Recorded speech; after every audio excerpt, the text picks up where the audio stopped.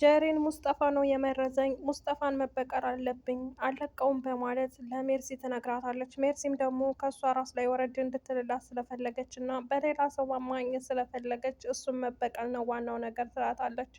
እንዴት ነው የምበቀለው? እንዴት አድርጌ ነው የምበቀለው? በማለት ስትጠይቃት አንቺ ታውቂያለሽ ደካማ ጎኑን በምን በምን አንቺን እንደሚቀርብሽ አድርገሽ እሱን መበቀልና አንቺን እንደጎዳሽ እሱን መጉዳት አለብሽ በማለት ሜርሲ ጀሪንም ትመክራታለች።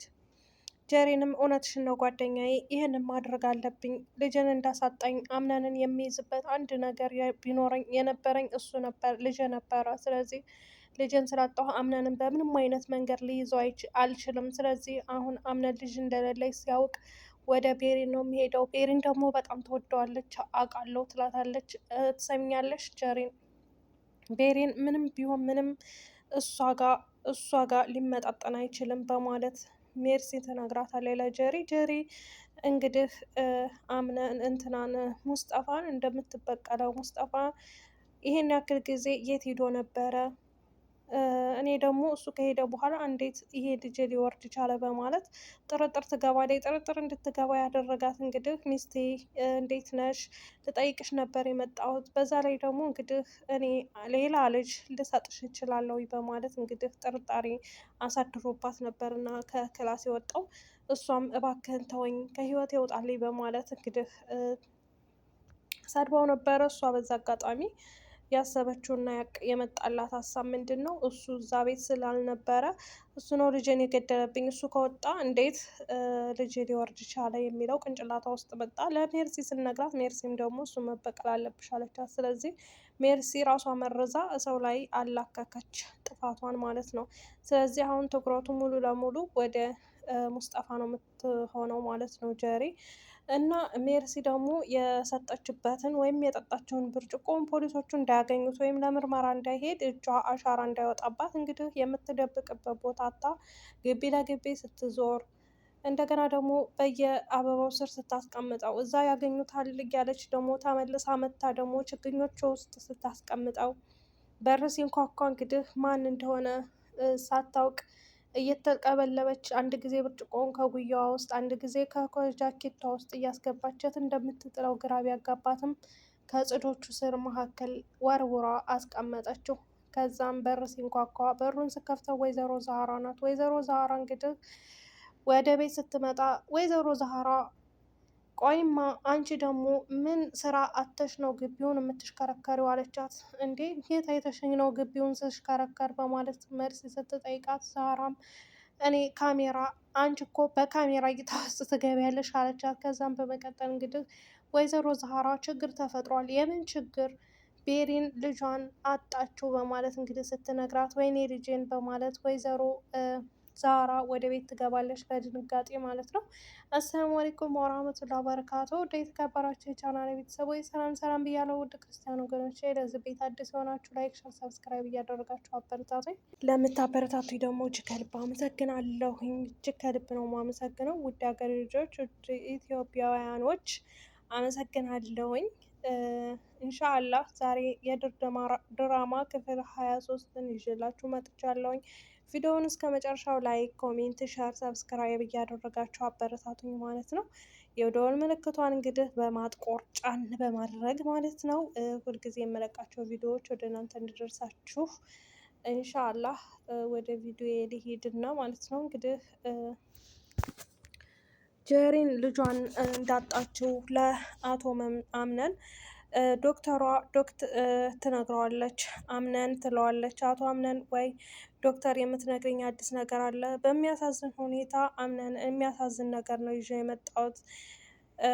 ሚስትህን አድነናት አለ ግን የሚለውን ነገር አትጨርሹ በቃ በማለት አምነን በጣም ቁጭ ብሎ አዘነ። ማልቀስ መጸጸት ጀመረ። ከዛም በመቀጠል እንግዲህ ጀሪን ሆስፒታል ሄዶ እጇን ይዟት በነበረበት ሰዓት እንግዲህ ወደ ቤት መጡ። ቤት ከመጡ በኋላ እንግዲህ እግሯን እያሻሸላት አይዞሽ ከጎንሽ ነኝ እያላት እያጽናናት፣ ጀሪንም አንድ ልጃችን እሱ ነበረ እኔ ልጅ ከሌለ ምን አደርጋለሁኝ እያለች በጣም ተጸጸተች፣ በጣም ቆጫት። ምክንያቱም አምነንን የምትይዝበት ወይም አምነንን የምታጠምድበት እና ከእሱ ጋር የምትቀጥልበት አንድ ምክንያት እና ለአንድ ምክንያት ስለሆነ መኖሯ ትነግረዋለች። አምነንም ተረጋጊ እባክሽን፣ በዚህ ሁኔታ ምንም የምነግርሽ ነገር የለም በማለት ለጀሪን እነግራታለሁ።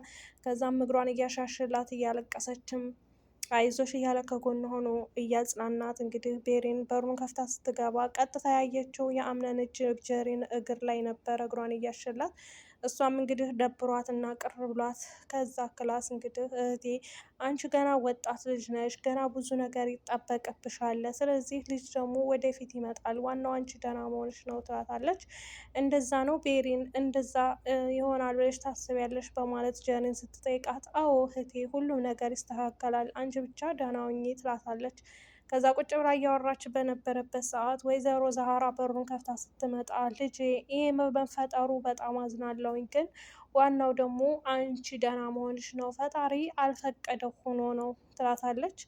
ከዛም እንግዲህ ወይዘሮ ዛህራ አይዞሽ እኔ እናትሽ ቆንጆ ሾርባ ሰራልሻለሁኝ ብላ ወደ ክችን ልትገባ ስትል ቤሪን ብድግ አለች እና እናቴ ዛህራ ጠብቂኝ አብረን እንሄዳለን ትላታለች ማለት ነው። ከዛም እንግዲህ አምነን ቆይ አንቺ አትጠብቂም እንዴ አቆይም እንዴ ይላታል። ምን እሰራለሁኝ ልሂድ ብላ ቤሪን ብድግ ብላ ስትሄድ አምነን ትኩር ብሎ ቤሪንን ነበር እያያት በነበረበት ሰዓት ጀሪን አምነን አምነን እያለች ትጠራዋለች።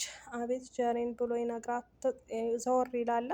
ከዛም ትንከባከበኛለህ ብቻን አልሆንም አትተወኝም አይደል እያለች ትጠይቀዋለች። አዎ ብቻሽን ልተውሽ አልችልም፣ እንከባከብሻለሁ፣ የምትፈልጊውን ነገር ንገሪን ይላታል። ከዛም እንግዲህ የምትፈልገውን ነገር እንድትነግሪ ሲላት በጣም ደስ አላት።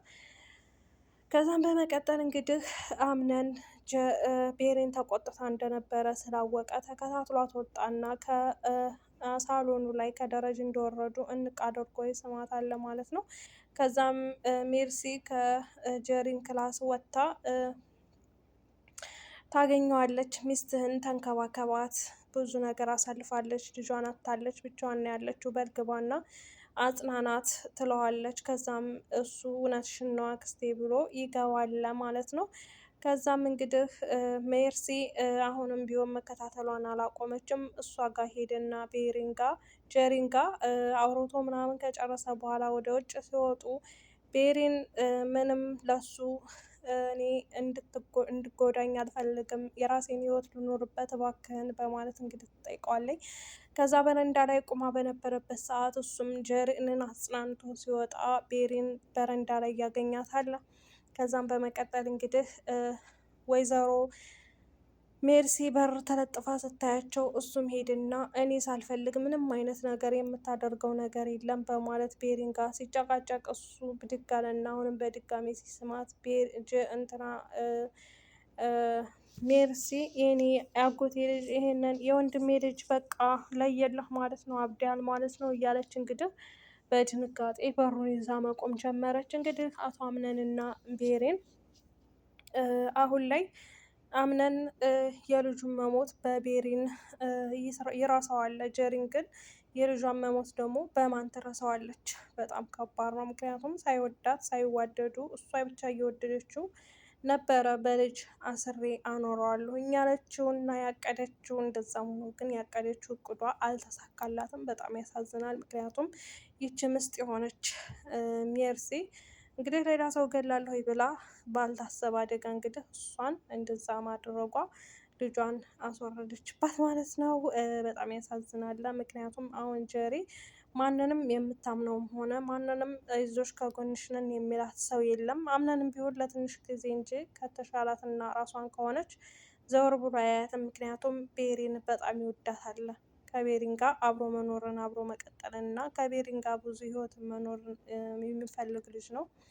ስለዚህ እሷን ጀሪንን አይፈልጋትም ማለት ነው። ስለዚህ ጀሪን ሙስጠፋ ሳይሆን እንደዚህ ልጅሽን የገደለብሽ ሜርሲ ናት፣ ሜርሲንን ተበቀይ ማለት ነው እንደምንም አድርገሽ። ምክንያቱም ሜርሲ ከራሷ አንድ ሸክም እንዲወርድላት ብላ ነው ሙስጠፋን መበቀል አለብሽ ብላ ያለቻት። ስለዚህ የሜርሲ ክፋትና ተንኮል መጋለጥ አለበት ማለት ነው። እና ውድ ቤተሰቦች የዛሬ ቪዲዮ ይሄን ይመስላል። ለነበረን ቆይታ አመሰግናለሁ። ቻው